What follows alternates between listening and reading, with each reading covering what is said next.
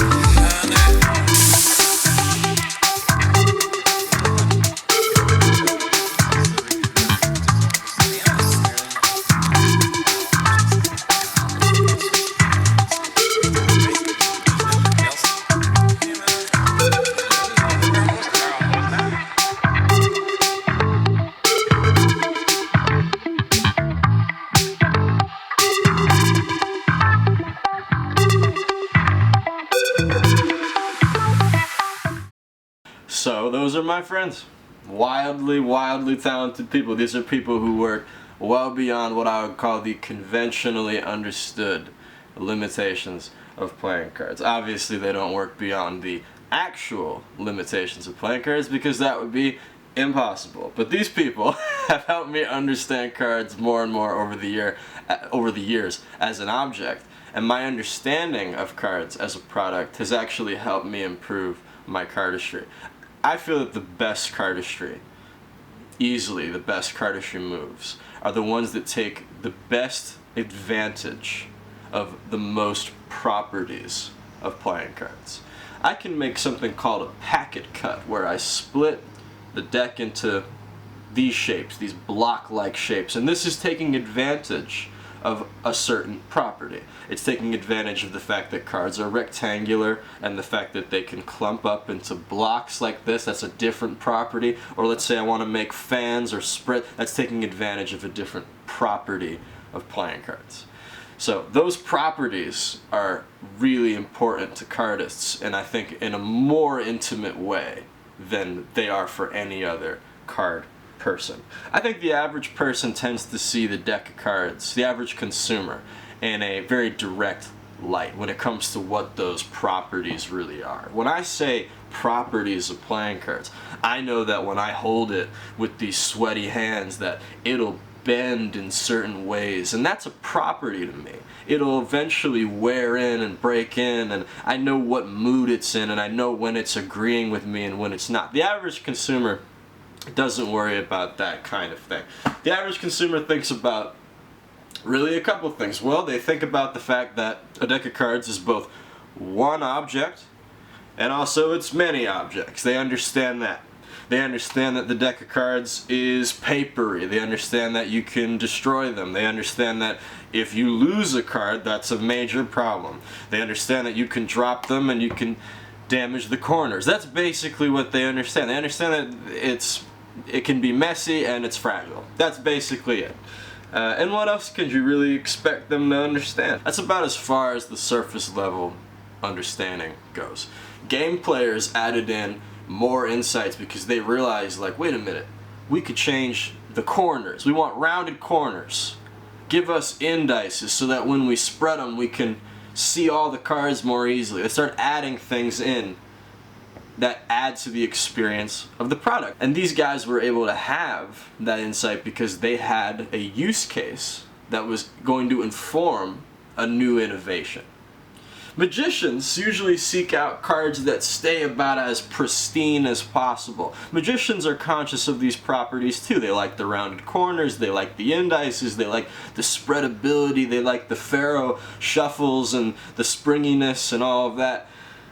But the reality is that most magicians do not like to let a deck get to a place where it is too disagreeable. At a certain point, the magician just simply can't let a deck get to its actual worn-in, really bad state without then having to go, okay, I need a new deck of cards.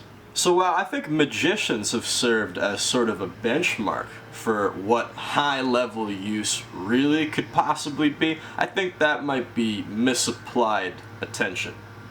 Because I think that the insights that have come from magicians basically are what they are, and we've already received most of them. The reality is that I think most magicians would tell you that there isn't really that much of a need, an urgent need to create new mechanics. Honestly, I think some of the most effective card magicians are the ones who don't create new mechanics, are the ones who keep it as simple as possible. Those are the ones that end up having some of the best results, and they end up gravitating away from all that knuckle-busting insight.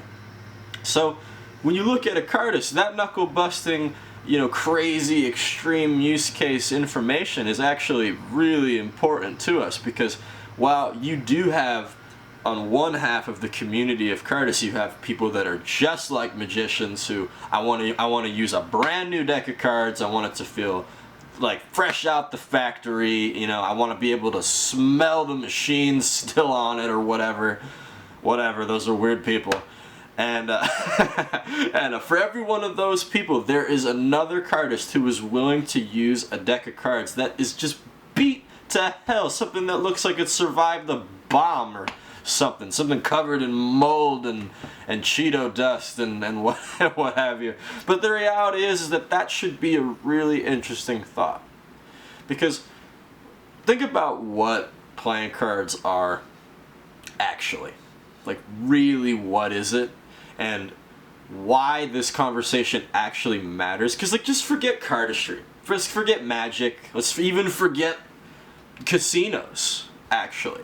The real truth of playing cards is that it's a toy. It's a toy. It's a globally popular, successful, timeless toy. For me, it's the best toy ever created. I don't think there's even anything that comes close when you consider what you can do with a deck of cards. I mean, you can do so many different things with a deck of cards. Unbelievable. To me, 80% of the people in the world that have a deck of cards have it as a toy. And their use case can range anywhere from, you know, this is the family deck of cards. The family deck. This is the perfect box that it came in. Don't you dare eat while you play Go Fish. And at the end of it, all right, everyone, put them all back in. Don't bend a single corner. You know, and I've seen families that'll hold on to, like, this is just the deck for like the entire time. They never need to get another one.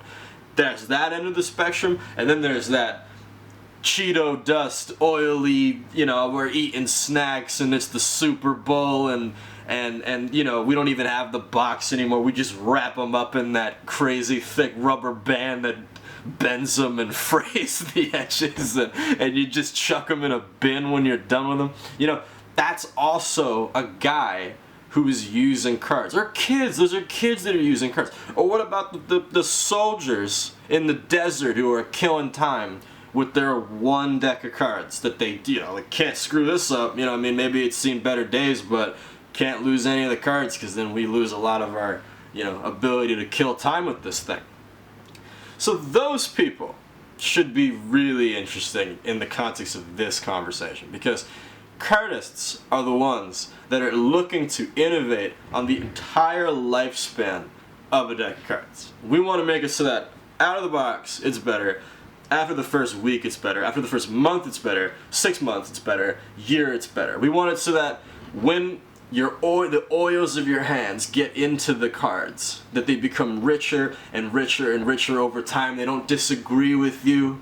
They accept it more and more and more. So from a family that takes care of their cards, to a kid that couldn't care less, to that soldier who really, really wishes he had a nicer deck of cards, but this is the one he's got. Cards are everywhere. Cards are seriously everywhere. And the reality is that I don't think the average person would even begin to have some amount of curiosity about how to improve the product. And these are the people you care about. In reality, you care about the greater world that is going to consume this product. And I care about those people too, because I've gotten a lot out of the product, and I would like that product to improve for other people.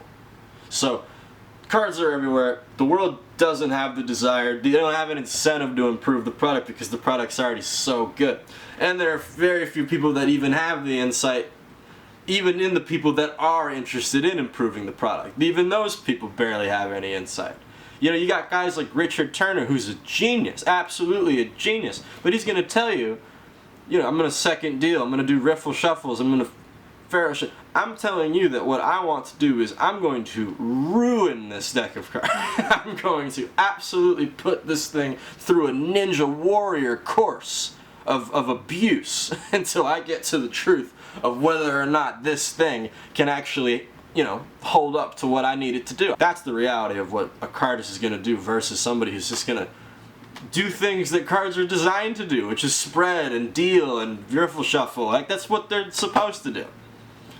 You know, we're going to put them into the space where we find out what they are not supposed to do and how well they succeed in those conditions, because that's what will improve the product. You don't test its strong suits, you test the product's weaknesses.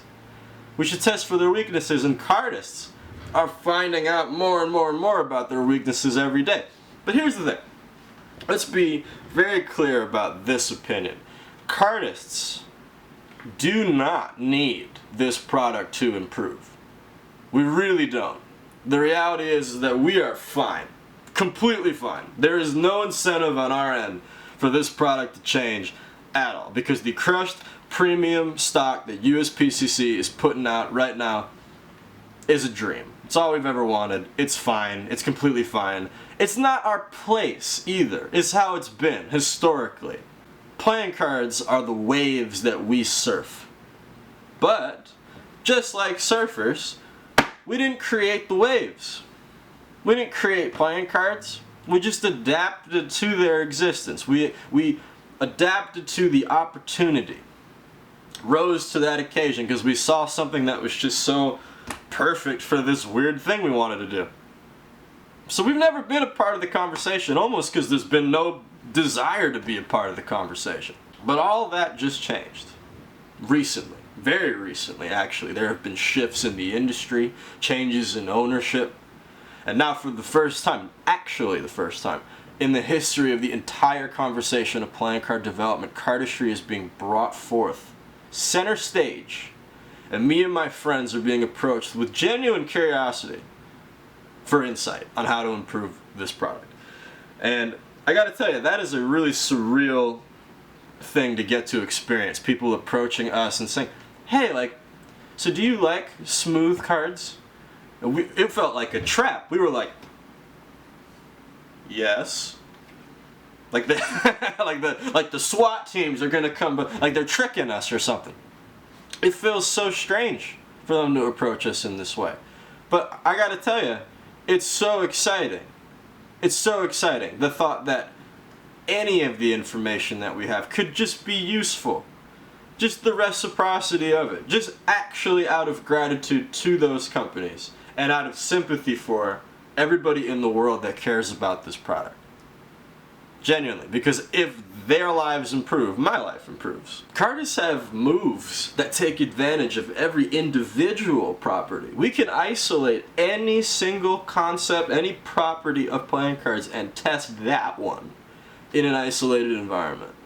We're like, okay, I need to know how well these cards handle the moisture in my finger. I'm gonna do moves that involve cards sticking to my fingers. I'm gonna test that deck out only on that for the next like month, and I'm gonna give you a full report on how that surface adapts to the pad of my finger. How does it handle different temperatures? How does it handle different levels of humidity in the room that I'm in? All of those things come into play. Cardists could even offer insight into things like packaging, marketing, distribution. I know that brands like Cardamundi and USPCC are not exactly starved for notoriety. You know what I mean? I know that bicycle playing cards doesn't exactly need to be paraded around like it's a new idea. I'm pretty sure the world is aware of that product. But it is absolutely possible for Cardamundi and USPCC to be brands that have further improved brand recognition, further improved brand value in newer generations of kid. Because the reality is that card culture as a whole is a very broad thing. There's a lot of different kinds of card people, and every single one of them supports the industry and makes it richer and better. You know what I mean? It fulfills on the premise of the product.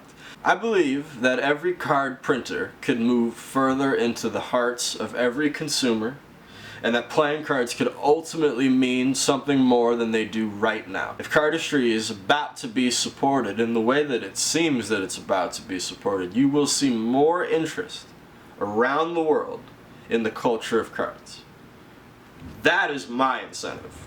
This brings more people into both my community and to the greater card culture as a whole, which supports the brands that print these products, which is the thing that matters in this context, is making sure that the economy of this product can continue to improve and continue to mature. As we mature that economy, cardistry will naturally grow in scale, just in tandem with these developments. Just consider brands like Red Bull, for example, who have produced so much marketing for free, basically, by initiating these projects themselves, by creating the narratives around their brands themselves. They go to the athletes. They put in a guy that's gonna jump, base jump from space, and that they spend $50 million on that, and they get a $6 billion ad campaign out of deciding to do these special things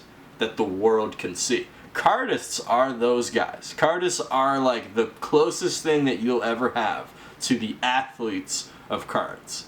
So if you push these cool kids as the point, like they're these skilled people out there, and and you even sponsor cardists. There are cardists that are Cardamundi cardists. There are official USPC branded cardists who are being paid to just represent the brand. Given proper incentive, the best cardists in the world will try their absolute best to increase both the quality of to improve the quality of the product, and also to increase brand recognition and notoriety as a whole. It's a two-part plan. Both of those things are very important, and cardists, I think, are critically significant to both of those ends. Ultimately, I want my eventual children and your children to have access to better playing cards than I had access to. That might sound silly and like wispy and not real and gimmicky, but it's very, very, very pure to me, because I got my entire life out of this product right here, the USPCC deck of cards. It's incredible.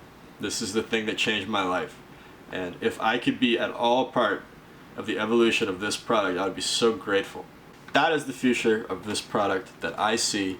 It is these brands working in conjunction with the cardistry community to create narratives and meaningful insight that will allow us to improve the product and improve our overall culture, which will increase our lifespan as a whole. So that is all that I have for you today. Thank you so much for listening. I really do hope that I see you together in that future with me.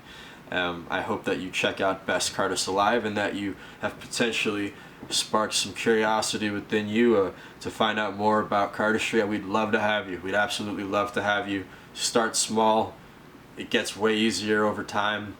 We'd love for you to be here. So thank you. I want to thank Lee Asher for the opportunity to speak, and this has been really fun for me. So thank you. I'm Patrick Varnavas. This has been awesome.